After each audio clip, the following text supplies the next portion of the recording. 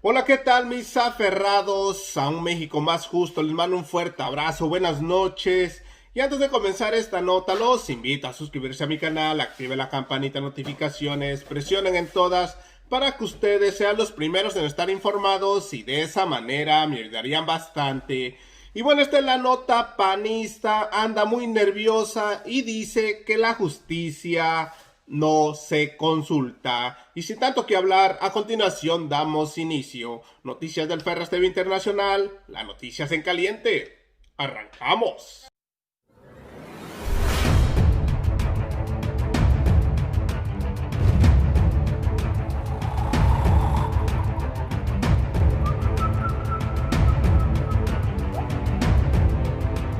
Así es, mis aferrados a un México más justo. Hoy estamos a 9 de octubre del año 2020 y aquí estamos nuevamente con otra nota más.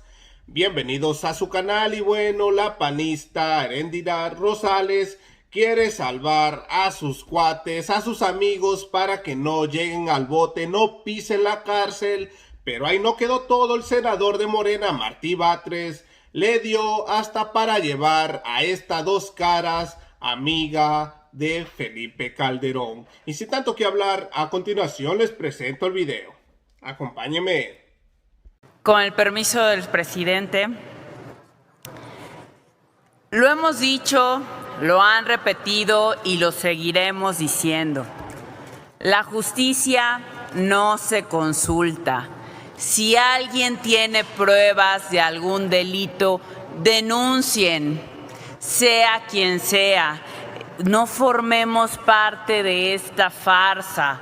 No importa si estamos hablando de un expresidente, de un exservidor público, denuncien, acudan a la Fiscalía General de la República. ¿Por qué tenemos que esperar un año? ¿Por qué tenemos que preguntarle a la gente si quiere o no que se haga justicia? Es absurdo. Fue un día de alegría para el pueblo de México. La decisión del presidente de la República de proponer una consulta para apoyar la exigencia de juzgar a los expresidentes es histórica. También lo es la decisión de la Suprema Corte de avalar la constitucionalidad de la misma. Hay aquí una línea que señala el fin de una época de abuso, corrupción, represión y entreguismo. En el siglo XIX, después de otra grave crisis histórica, tuvo que ocurrir una revolución, la de Ayutla, para que se emitiera el siguiente decreto. El ciudadano Ignacio Comonfort, presidente sustituto de la República Mexicana, a los habitantes de ella hace saber que en uso de las facultades que concede el artículo 3 del plan proclamado en Ayutla, he tenido a bien decretar lo siguiente. Artículo 1. Don Antonio López de Santana será juzgado por la Suprema Corte de Justicia de la Nación por los delitos cometidos durante el tiempo que ejerció la dictadura. En el México contemporáneo, sin embargo, ha sido imposible que se tome una decisión de justicia histórica similar y ha sido imposible por razones políticas. Una inmunidad de facto se instituyó, una ley no escrita que dice que a los expresidentes no se les toca, ley no escrita que, por cierto, es a la que alude Felipe Calderón a cada momento cuando se plantea el juicio a los expresidentes. Así, a diferencia de muchos países latinoamericanos, donde han sido juzgados en los últimos años una veintena de expresidentes, en México los expresidentes han tenido una fuerza política que los ha hecho intocables. Esa impunidad, esa fuerza política impune, solo se puede superar con otra fuerza política, la del pueblo de México participando en una consulta. Por eso es importante la consulta. Y le contesto a la oposición. Dice la oposición que no es necesaria la consulta para proceder contra los expresidentes. Aquí nos dicen, denúncienlos. Pero la historia de los últimos 40 años da cuenta de numerosas denuncias contra los expresidentes de la República. Muchos de los que estamos aquí firmamos esas denuncias. Ya los denunciamos desde hace años a todos los expresidentes del periodo neoliberal. Pero jamás procedió ninguna denuncia. Sin embargo, hace unos 10 años... Permítame, senador Martí Batres. Llamo al orden, al Pleno. Está haciendo uso de la palabra el senador Martí y de manera respetuosa se han escuchado todas las expresiones en el Senado. Gracias. Continúe, por favor, senador Martí. No hay problema. Ya les contesté. Dicen denúncienlos. Ya los denunciamos. Y la Procuraduría General de la República de los gobiernos del PAN nunca hizo nada con esas denuncias.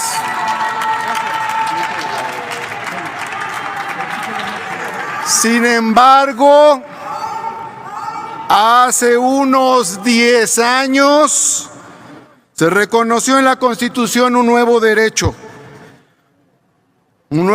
ciudadano: votar en las consultas populares sobre temas de trascendencia nacional. Y este es un tema de trascendencia nacional. Ese derecho, sin embargo, fue negado durante años. Era letra muerta. Aquí, alguna fuerza política de oposición que en otra época quería que hubiera consultas, ahora ya no quiere que haya consultas. Hace 6 años, la Suprema Corte rechazó 2 solicitudes de consulta sobre la reforma energética y otras 2 sobre otros temas políticos. Las solicitudes estaban firmadas en su conjunto por más de 12 millones de mexicanas y mexicanos. No los despreciemos nunca. Pero ahora las cosas han cambiado. Ayer la Corte obstaculizó la consulta. Ahora la Corte, esta que dirige el ministro Arturo Saldívar, a quien reconocemos y felicitamos, ha decidido abrir paso a la consulta. Ha dicho sí a la democracia participativa. La Corte decidió no ser un obstáculo para la participación del pueblo. La Corte decidió cumplir lo que está en la Constitución.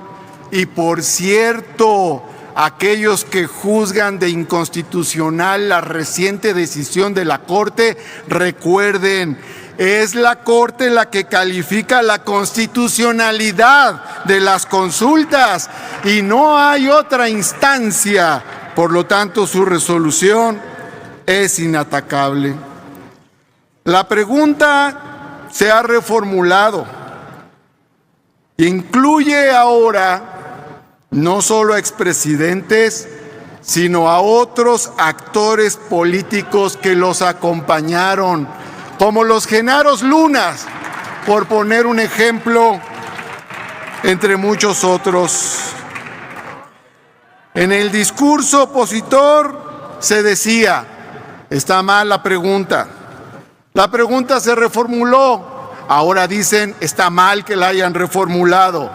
Total, no quieren que haya consulta. La consulta es constitucional porque está en el artículo 35, pero también es constitucional porque en la tradición constitucional mexicana, el titular, la persona titular de ciudadanía, forma parte del cuerpo político soberano. Aquí rige el principio de la soberanía popular. Con la consulta se ejerce el derecho a participar, pero también el derecho a la verdad y también el derecho a la justicia, tanto tiempo negada. Así, con esta decisión, el país se incorpora a la era de la democracia participativa. Nunca ha habido en México, en todo el país, una consulta. Nunca.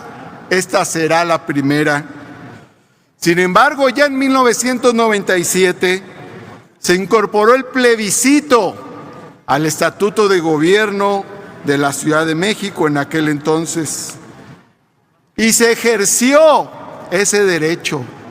La oposición, ustedes lo pidieron, que hubiera consulta sobre el segundo piso, y hubo consulta sobre el segundo piso en la Ciudad de México. En el mundo se practica desde hace mucho tiempo. España decidió incorporarse a la OTAN por medio de una consulta. Quebec no se ha separado de Canadá porque así lo ha resuelto una consulta. Escocia se fue a consulta sobre su pertenencia al Reino Unido de la Gran Bretaña. En Colombia, el Plan de Paz se fue a consulta. En diversos estados de la Unión Americana existe la figura de la consulta, y también en Argentina, Ecuador, El Salvador, Guatemala, Paraguay, Perú, todos ellos. Y en Suiza, el paradigma de la democracia, ya ven que decimos democracia suiza, se han realizado 500 consultas al pueblo a lo largo de un siglo. El presidente de la República ha dado el paso. La Suprema Corte de Justicia también ha dado el paso. Le toca ahora al Congreso dar este paso histórico, aprobando el dictamen que avala la solicitud de la consulta para romper la frontera de la impunidad histórica. Amigas y amigos, votemos hoy por la justicia, votemos por la democracia, por la soberanía popular y votemos por la historia. Votemos a favor del dictamen. Yo primero quiero reconocer a las senadoras y senadores que han puesto el concepto del ingreso ciudadano universal o ingreso básico universal en la mesa. Eso es algo importante. Se trata de un concepto sobre el que se ha teorizado y en el que, por ejemplo, uno de sus principales teóricos, Daniel Raventós, el catalán Daniel Raventós, dice lo siguiente: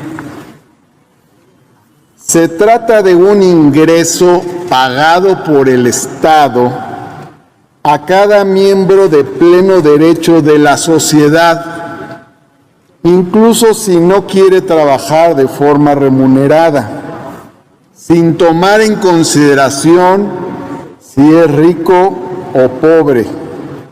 Es decir, independientemente de cuáles puedan ser las otras fuentes de renta.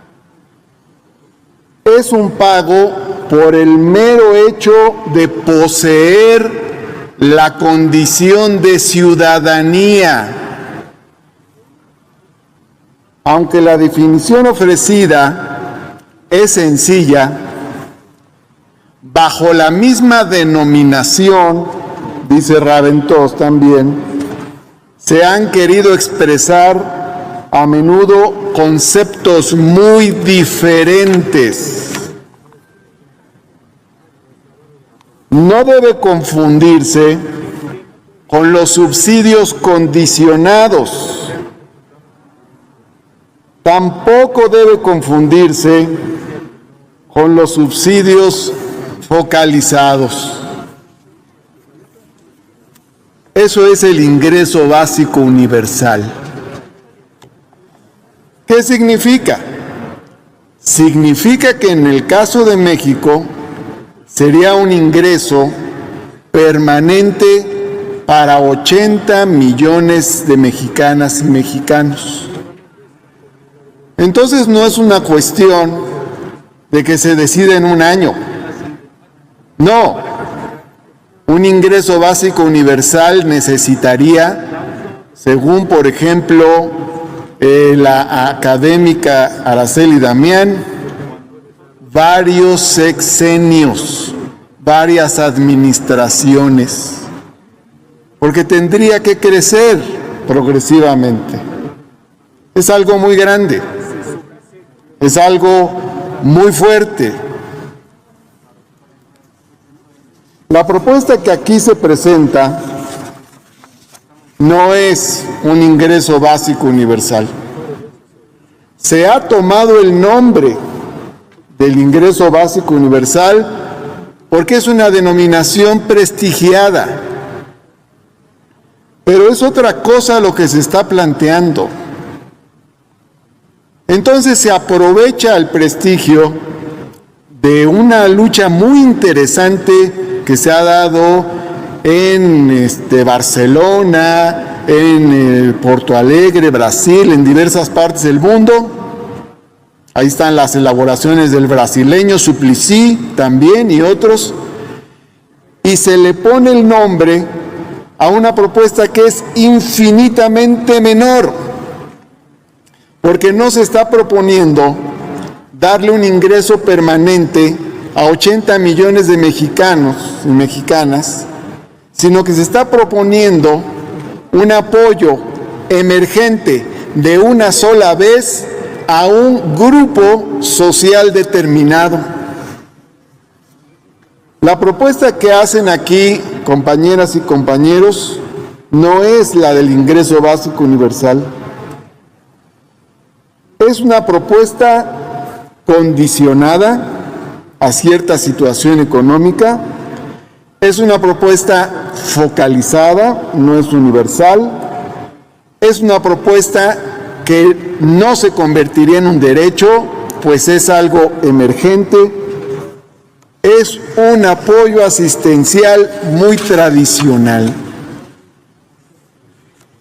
Lo que sí se aproxima al ingreso básico universal es lo que hemos aprobado aquí como la pensión universal de adultos mayores. Esa pensión es el ingreso básico universal para los adultos mayores. El ingreso básico universal es igualito a la pensión universal de adultos mayores, pero para toda la población, aunque no sean adultos mayores. También se aproxima al ingreso básico universal la beca universal que existe hoy a todos los muchachos de bachillerato, porque es a todos. a todas. Y se aproxima también la beca para personas con discapacidad. Esas tres, entre otras, pero fundamentalmente, son pasos para el ingreso básico universal. ¿Qué otra cosa podríamos hacer para aproximarnos al ingreso básico universal? Bueno, está un tema que tiene que ver con la preocupación que subyace en esta propuesta, que es lo del seguro de desempleo. Si hacemos el seguro de desempleo, y eso lo decidimos aquí en el órgano legislativo, sería otro paso al ingreso básico universal, porque sería un derecho universal para todas las personas que tuvieran esa situación de perder involuntariamente el empleo. Y eso lo podemos hacer aquí, y eso puede ser materia de discusión de estas comisiones que han venido abordando estos temas. Eso es lo que yo creo que tendríamos que hacer. Concluya, La verdad, senador, por favor. Gracias. La verdad, aunque el nombre que se le da es interesante, no corresponde para nada con la propuesta. Así es, mis aferrados a un México más justo. ¿Cómo terminaron de ver el video del senador de Morena, Martí Batres? También habló de los logros de la cuarta transformación del presidente Andrés Manuel López Obrador. Y bueno, amigos, hasta aquí llegamos con otra nota más. Recuerden, si no se han suscrito a mi canal, suscríbase. Es totalmente gratis, no tiene ningún costo. Compartan este video para que siga llegando muchas más personas y formen parte de esta hermosa familia Ferraz TV. Regálenme un like, nos vemos en la siguiente noticia. Su amigo y servidor, Noticias del Ferraz TV Internacional, las noticias en caliente. Gracias, buenas noches, que tengan un excelente viernes. Nos vemos mañana, cuídense. Suelta la cumbia, Ferraz.